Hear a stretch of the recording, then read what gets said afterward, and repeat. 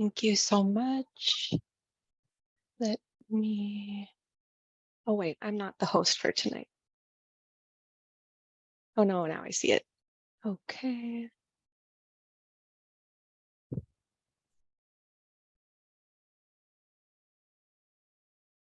Do I not have the controls to? Liz, and this is Stephanie. I am the owner of it, so I just started interpretation. Oh, okay, got it. Thank you. So is the interpretation working for everyone now? Okay, great. Thank you, everyone.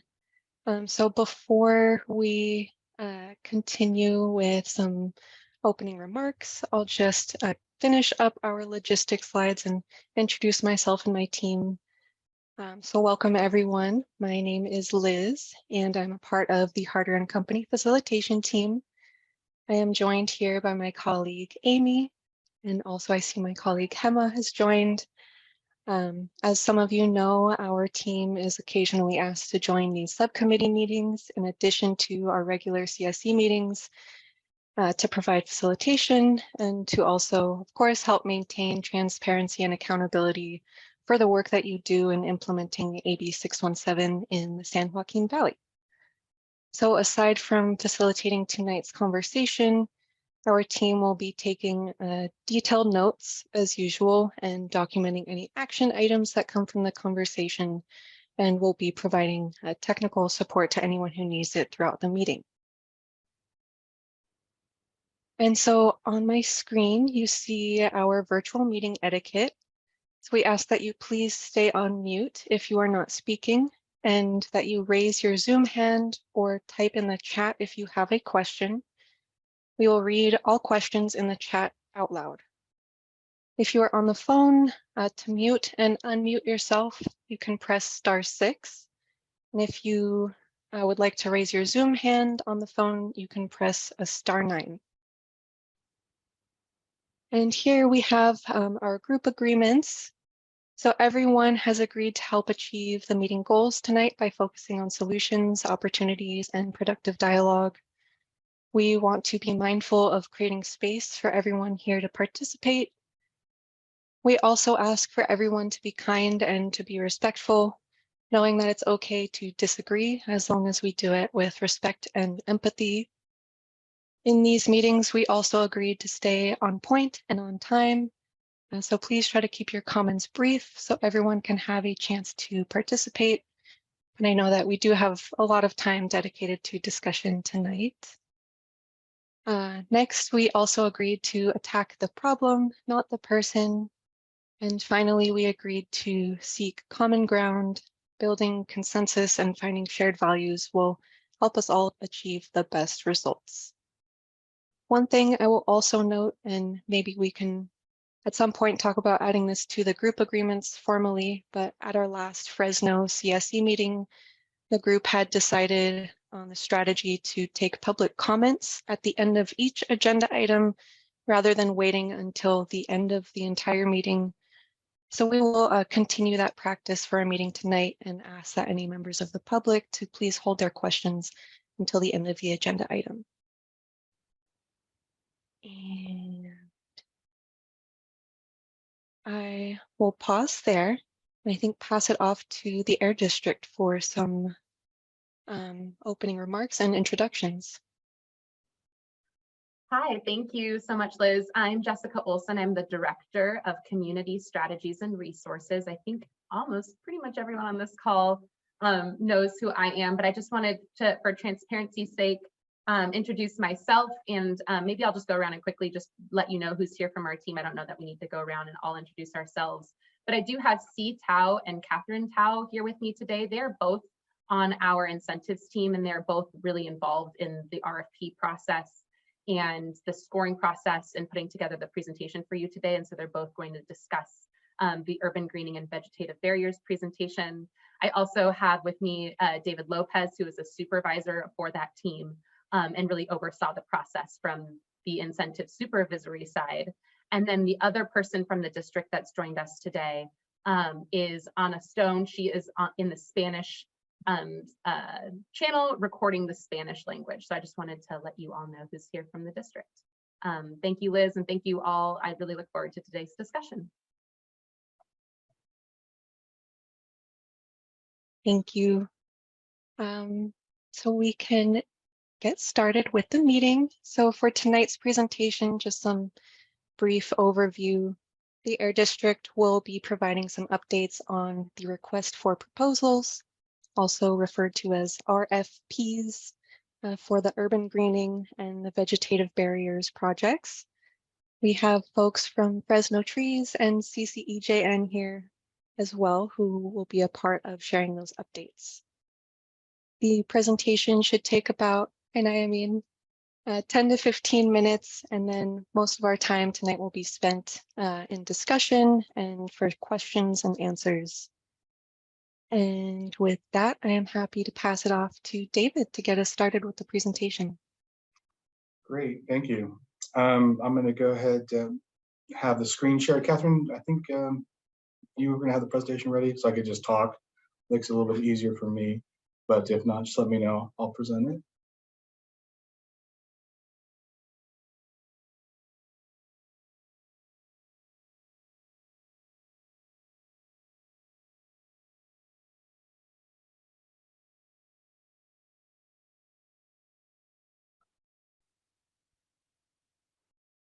Do you want me to present? Okay, here we go. And if you can go to view, Catherine, or put it into presentation mode. There you go. Can everybody see that okay? Okay, great. Well, thank you, everybody. We're very excited to present two very strong applications that we received, one for the Urban Greening Program and one for the Vegetative Barriers Program. Both of these applications were from Tree Fresno, and we're very excited to present to you what we think will be a very successful deployment of these projects and benefits to the community. Both programs are requesting, Tree Fresno is requesting $1 million each, and is partnering with the Central California Environmental Justice Network for their urban greening portion of their program, and also are partnering with the city of Fresno on a portion of their vegetative barriers project. And both of these projects will include working with the community to install trees and vegetative barriers in the community to reduce exposure to emissions and provide several key benefits to the community itself. Next slide, please. So we feel that these applications met the program RFP criteria, and these applications will provide qualitative benefits of tree planting at a variety of locations within the community, including residential and community projects. Both of these programs will reduce greenhouse gas, criteria pollutants, and will have a very wide selection of species of trees planted in the region. We built that these projects will be done quickly and efficiently and effectively. And lastly, Tree Fresno, CCEJN, and its partners are committed to having engagement with the community on their various deployments and also in communication, including with multiple languages. Next slide, please. For both applications, Tree Fresno received a wide variety of support and have received letters commending them on their application from various groups such as City of Fresno, Fresno Unified School District, the Fresno Metropolitan Black Chamber of Commerce, Golden Charter Academy, and other supporting stakeholders. Next slide. So to kind of give you a little bit of details on their proposals, we'll start with the urban greening programs. So there'll be two types of programs that the urban greening will be providing. The first one will be an adopt a tree program for residents and local community businesses. And then the second one will be more large-scale tree planting projects throughout the area. So in this project, they've applied for $1 million, and the projects will cover approximately just over 500 acres. With this project, they're estimating to be 1,700 trees planted, and property owners or partners will agree to long-term care and maintenance for a successful and lasting tree planting process. So for this implementation for urban greening, the projects will be over 3 years, with planting being performed between the months of October and of May of each year. The programs and the projects will have community and residential engagement with post-event follow-ups. And these projects will protect sensitive receptors, including preschools and daycare centers, playgrounds, churches, mosques, public housing complexes, residences, and libraries. And so general information about these projects. For the Adopt a Tree program, residents and businesses can apply to receive trees and have them work with Tree Fresno to have them planted at their locations. These projects will be around 1,200 trees will be planted throughout the community. And as part of the program, there'll be community outreach and education with special attention to cultural and linguistic needs. Tree Fresno and its partners will work with residents to apply for the program, and each resident or business will receive tree kits on how to successfully and perform the implanting so that they will be withstanding for the period of the program. As part of the program, they'll conduct live demonstrations on how to properly plant a tree. Sorry, here's just a couple pictures of different locations throughout the community. Some are residential, some are business, but we feel that this program will be able to reach various types of community members, businesses, and residents. Now, for the second portion of the urban greening application, there will be a community tree planting project with approximately 500 large shade trees. And these trees will be planted at various sites, including Edison High School and Montevita Terrace housing, with additional sites being determined within communication with the CSC and the group here today for best potential sites and taking into account previously commented sites from the community. Partners for this project will include Fresno Unified, Fresno Housing, Caltrans, High Speed Rail, City of Fresno, and other groups. Now for the vegetative barriers portion of their application, Tree Fresno will be providing 2 sites. Their first site is on Golden State Boulevard, and it'll be a median between Church and Florence Avenues near the 41 and 99 conjunction. The second site is potential, and they're still working on determining a location for this, but this may include Monte Vista Terrace and areas around Malaga Elementary School. The Vegetative Barriers Program will request $1 million and will cover 7.2 acres with 200 trees planted at 2 sites, possibly a third if possible. This project will protect sensitive receptors, including homes, playgrounds, libraries, schools, and hospitals, and other sensitive receptors. So the first project, Tree Fresno will perform vegetative care at Golden State Boulevard, and will work with the City of Fresno for a long-term care and maintenance, and will also work on implementation of this site with the City of Fresno. The second site, Tree Fresno will work with project partners and the CSC to finalize potential sites. As part of this second site, Tree Fresno will develop a community outreach strategy to determine best vegetative barrier sites in the future. That is the conclusion of our presentations, and we would like to open it up. And lastly, I'd just like to say thank you to Tree Fresno for a very well thought out application, and we're very excited about the rollout of this program.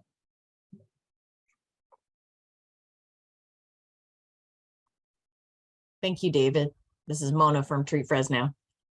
And I just want to state that we have, I'm the CEO of Tree Fresno, so Mona Nyandro Cummings. And then we also have Colleen Ravden, who serves as our ecologist.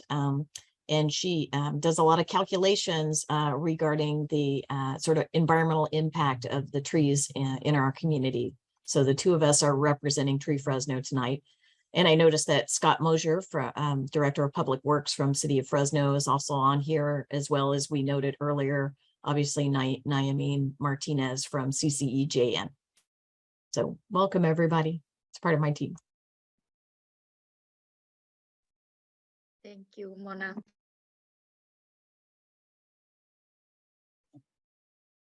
Was there any questions or comments or any discussion that the group might have for us?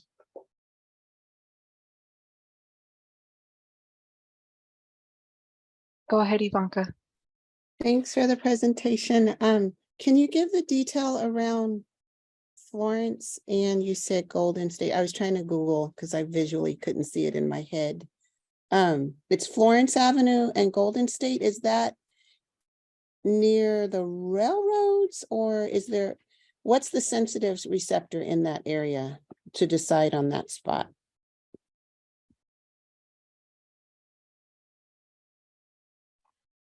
Scott, would you mind telling a little bit about that specific location chosen by the city of Fresno?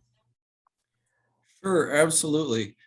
So along Golden State, we do have some disadvantaged residential neighborhoods who have been, they're kind of caught in between the 99 corridor on the west, and then 99 is the 1960s new freeway, and then Golden State was the old 4-lane state highway, and you have the residential, which is in between the two, and then you have some businesses in that area. So the residential would really be the sensitive receptor in that area, and then also as old state highway that eventually became, it was originally in the county, and then the city of Fresno eventually annexed that area. And as the old state highway, nothing had been done really with that over the years. So it's a wide median island and has an excellent opportunity for tree planting, which would provide some obvious benefits to the area. So that's one we had talked with Tree Fresno about, and also, of course, that's within our AB 617 area, and a very, very needy neighborhood as well. So that's kind of the vegetative barrier. The neighborhood obviously could be a candidate for the Adopt a Tree program in the urban greening category as well. I'm looking at the map, and so it's kind of Florence Avenue is broken up between Railroad Avenue, Golden State. Will it run the length of Florence, or is it like west of the Golden State, in the middle of Golden State and Railroad? Like, I'm having a hard time knowing where. I thought the residential community is more on East Florence, north of East Florence, closest to the 41. Is that correct? And then there's a couple of motels in that area that have been connected to our shelter, more permanent housing, correct? Ivanka, yes, Okay. that's correct. And Okay. this particular component, the vegetative barriers application would be the Golden State median, and an opportunity to really plant a lot of trees within that area. Thank you.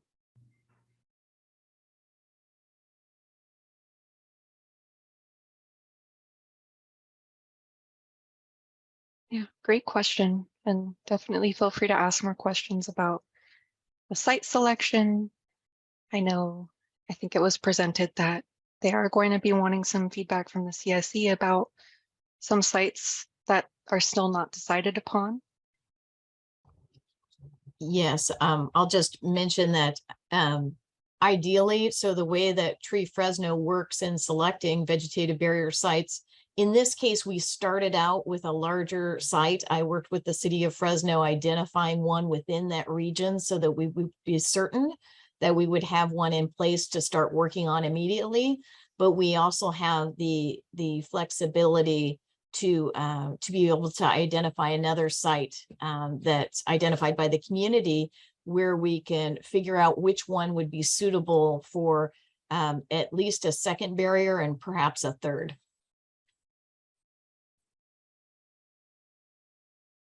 And because we have worked with vegetative barriers in the past, we kind of look at each property as, is this going to improve the air quality in the neighborhood by utilizing the technique of vegetative barriers, or is it going to be more of an urban greening sort of planting?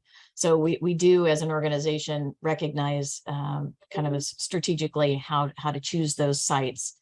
And it's exciting when we have these, like we have with Golden State Boulevard, having, traffic ways alongside, and then we have these, beautiful trees, and the design of that vegetative barrier is with a larger tree and a smaller tree, and possibly even as well shrubs.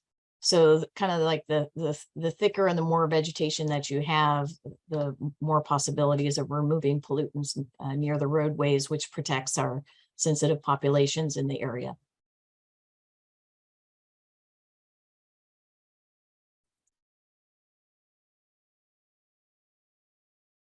That was really helpful context. Yeah, go ahead, Jess. I just want to acknowledge I'm not someone who's reviewed or been part of the scoring. I'm just curious, and I think others, and this question comes up in other communities.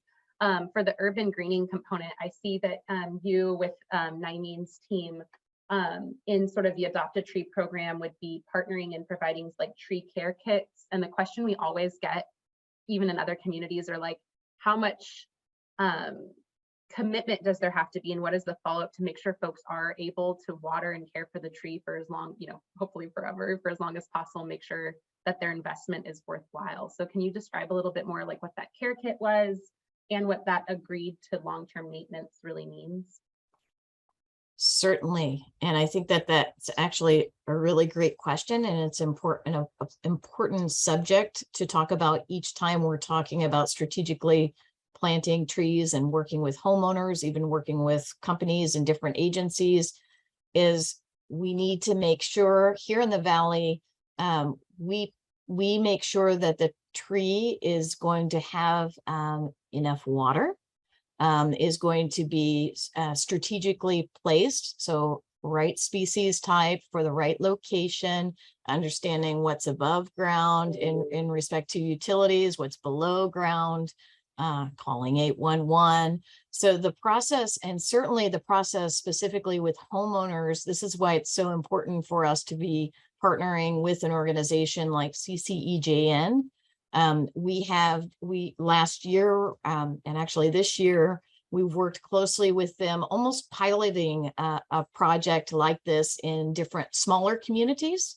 So I feel that working with CCEJN allows us to like increase Tree Fresno's capacity to be able to communicate with residents, homeowners, to understand what it is we're trying to accomplish here, making sure that they have the space, choosing the right location. And in some cases that actually means, actually often it means paying a visit to the site that's been selected, because typically people don't have this experience.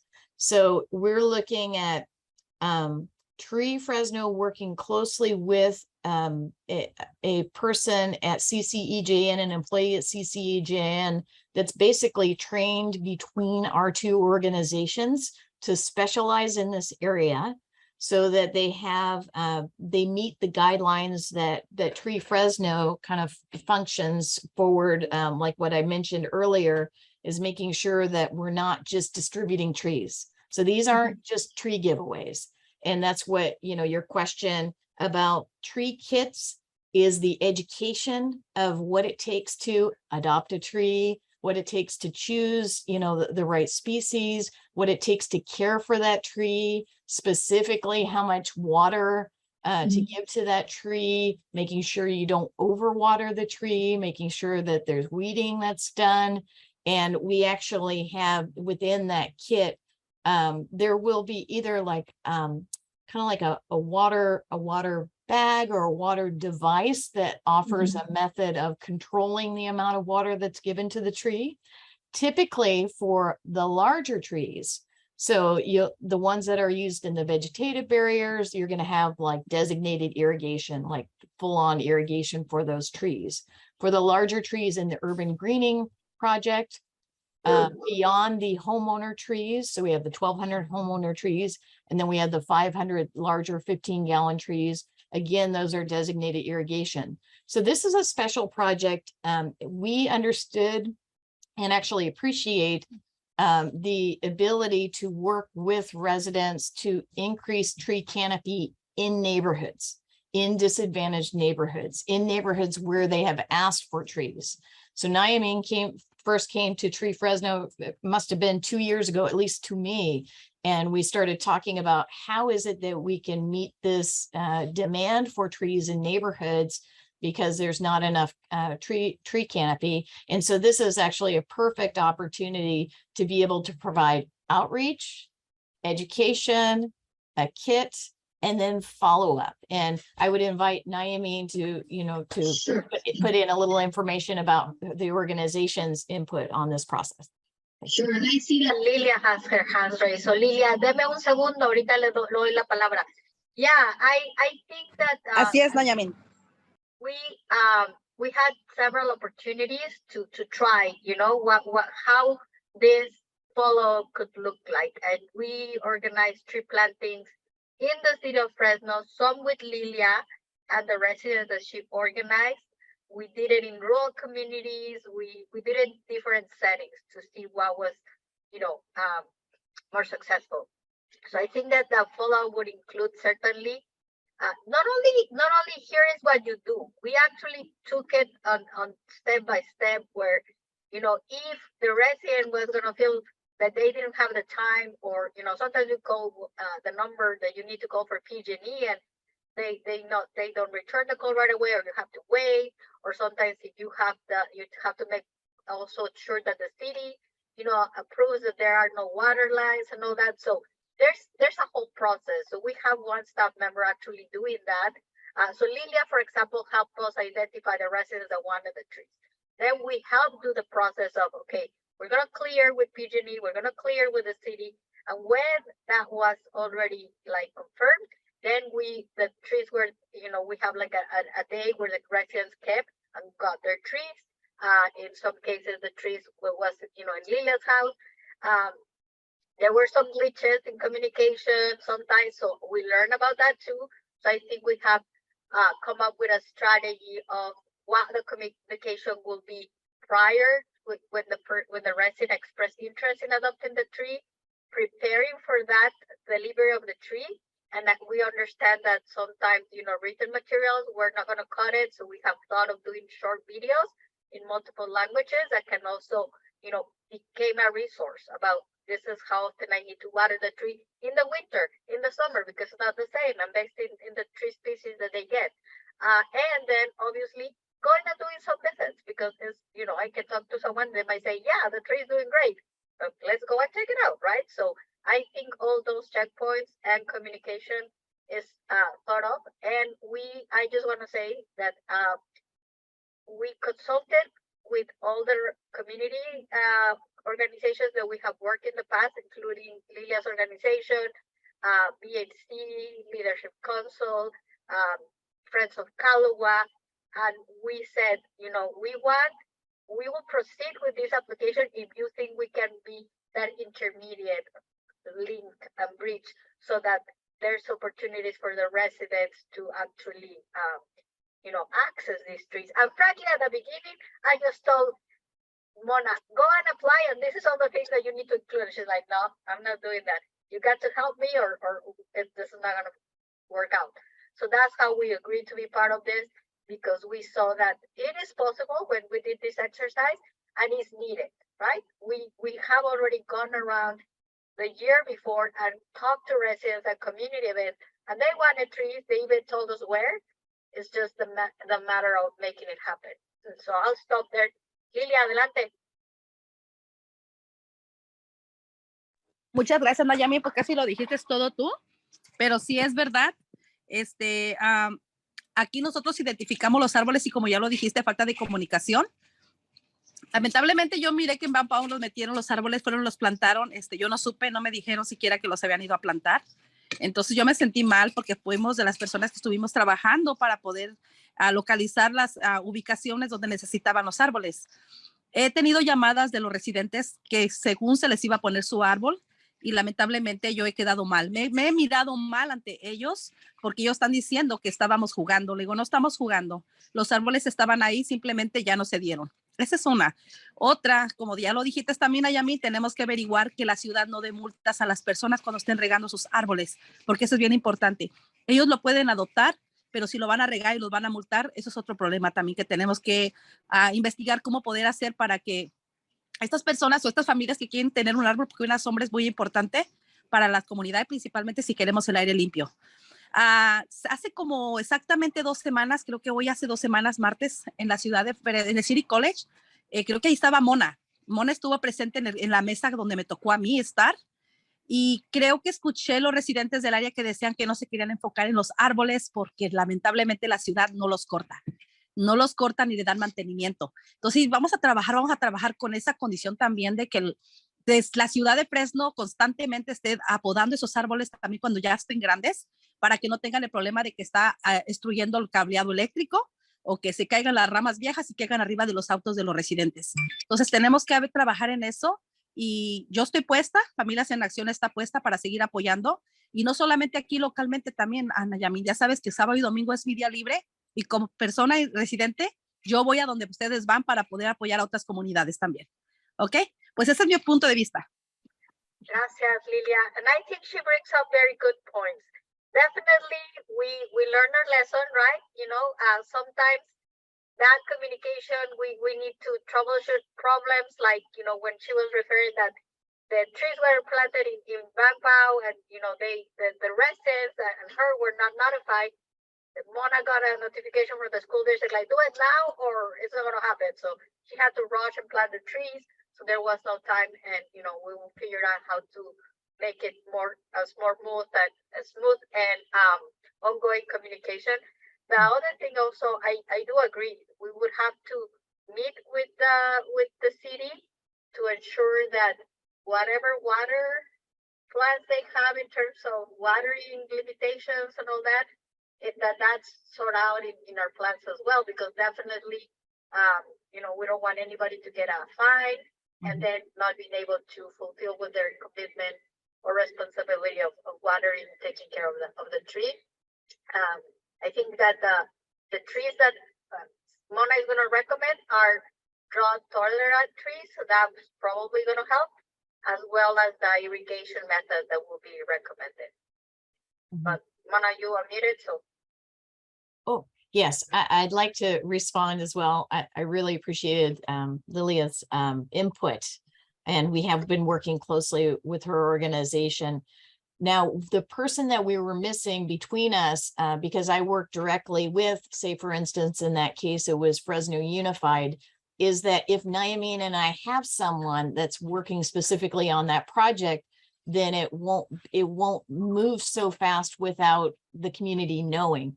So that's the problem, is that both of our organizations are so small that I told Nayamin at the beginning of this, if we're going to have a homeowner project, then we need somebody who basically, you know, they own that project between the two of us, so that we can actually, you know, connect the dots there, so that Lilia's team can be there to volunteer to help plant the trees at the local school.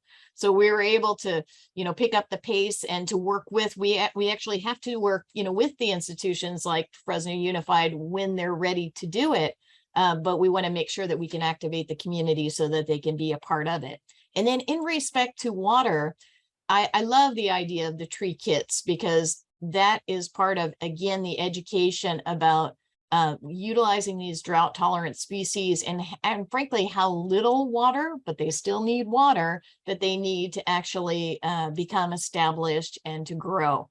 So we can utilize weather, and I know it sounds very rudimentary, whether it's a bucket that has holes in it to where you put the bucket full of water on top of, you know, on top of the root system, and it receives that amount of water, or it's a watering bag system, which is similar. So it's not turning on the hose and letting it run. Thank you.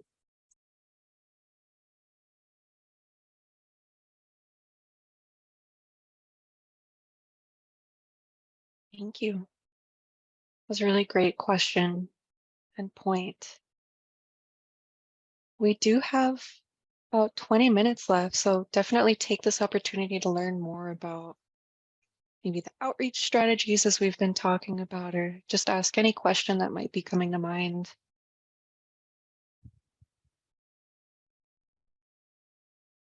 If there are no specific questions, I can just elaborate a little bit more about the outreach strategy. Again, did not create this application in a vacuum. I was in communication with all these partners, and we said we want, we're just going to be this bridge. So it's going to be in coordination with Lilia's group, with Leadership Council, with Fresno Building Healthy Communities, with Friends of Calua, and other groups that perhaps we did not were able to get a response right away. Like Eric, I don't think I talked to you, but there is opportunities. That's why we didn't lock ourselves to it's just going to be in these places, but we are going to coordinate with the groups that are also working on the ground so that we make sure that we cover the entire ABC 217. We don't want it to be just in the center, or just in Malaga, or just in and then forget about West Fresno. I think that the idea is to really bring the trees where there are organizations that have mobilized and organized residents, because that way we're not going to lose a lot of time trying to find out the people that want the trees, right? We're going to go where there's already like people that have expressed interest, and in combination with also going to schools when they have their horas de café, when they have their community meetings, so we can also reach out to other people that might not be associated or connected through this group that I mentioned. But that will be the starting point, and adding other outreach opportunities that we will identify so we're covering as much ground as possible.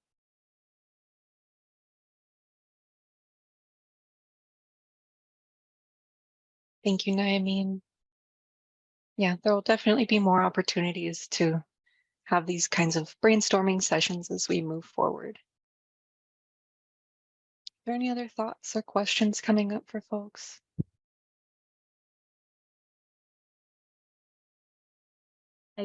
I think I'll just share from our perspective, maybe just a little bit of like the next steps if there's no specific, but I also want to respect that we do have, like you said, a great opportunity to ask specific. So maybe pause. I can share next steps, and then we'll have maybe some time after if there's thoughts that come after. And Liz, being the facilitator, tell me if this resonates with you for today's meeting. But in general, next steps for what we typically do in subcommittee and full CSC is that these are the two proposals. So really one proposal for each project before you today. If there are no objections from this group, and so feel free to share any objections or concerns with us right now. If there's no objections, then what we'll do is at the regular CSC meeting, which is in January, we would then go to the committee, and we're going to note this on the agenda that we're asking for an action item so folks can be prepared, and we'll prepare them ahead of time and ask for the full CSC support to go forward with both of these projects. And then from there, we would execute a contract. We, being the district, would execute like a financial agreement between us and the city of Fresno to move forward with these projects as proposed. And then of course we'd continue to have subcommittee meetings, because as you just heard, there's still a lot of engagement that needs to happen, a lot of feedback needed from this group. Are there any questions on just general next steps for me? I'm assuming you mean the contract should be with Tree Fresno. Sorry, I'm With probably that. didn't. Sorry. No, I figured you, yeah, absolutely. So I think I was looking at different things. Yes, sorry. Tree Fresno and the district will enter into, because they are the main project partner, and then they're going to be subcontracting yes, with the other partner agencies. Yes, sorry. wonderful. Thank you. Yes. And then to that end, while we were thinking of those next steps and any questions you have from me, maybe I'll just offer, if there's anyone that's a CSC member that would like to sort of be that person to describe what we talked about today and maybe present the subcommittee's support. I think it makes the most, although I think Naimeen would be a great person, and if there's any questions, we can go to Naimeen, but she's probably, given the vested interest, maybe not the exact right person. So I don't know if Lilia, you're up for the challenge to present to the committee kind of what we discussed today, assuming we end this meeting with kind of a consensus.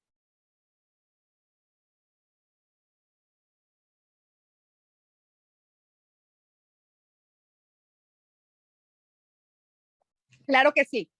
Yo estaría interesada, sí, es muy bueno para que sepan del trabajo que estamos haciendo y del que queremos seguir trabajando, porque la idea es seguir adelante, no ir para atrás.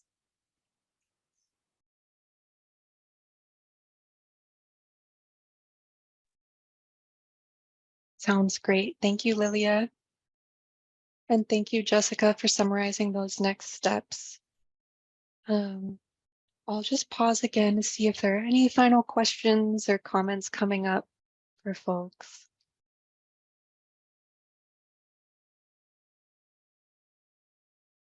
And if not, then I think we can move towards seeing if there are any objections towards moving forward, bringing these two proposals to the entire CSC at our January meeting. Does anybody object? Okay.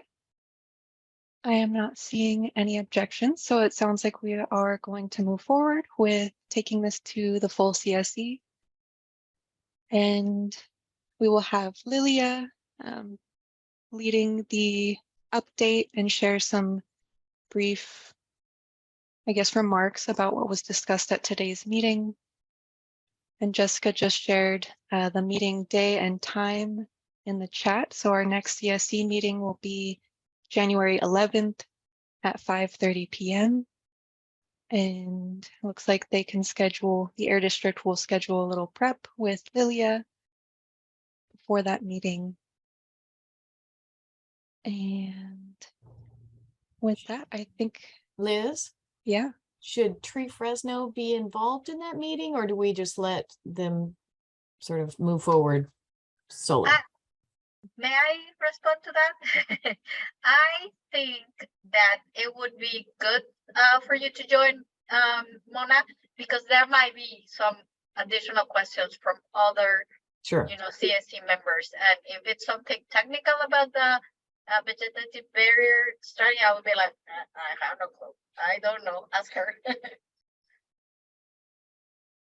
We're happy to be available if you would like to invite us, and I would invite Colleen as well, because Colleen specializes in the impacts, and sometimes people really want to know, what do these trees do and how that, so and Scott would want to know if he needs to be involved. So just invite us. January 11th is plenty of time to prepare. Scott is normally in those meetings, so we expect him being there anyhow. You can count on me, Naomi. Excellent.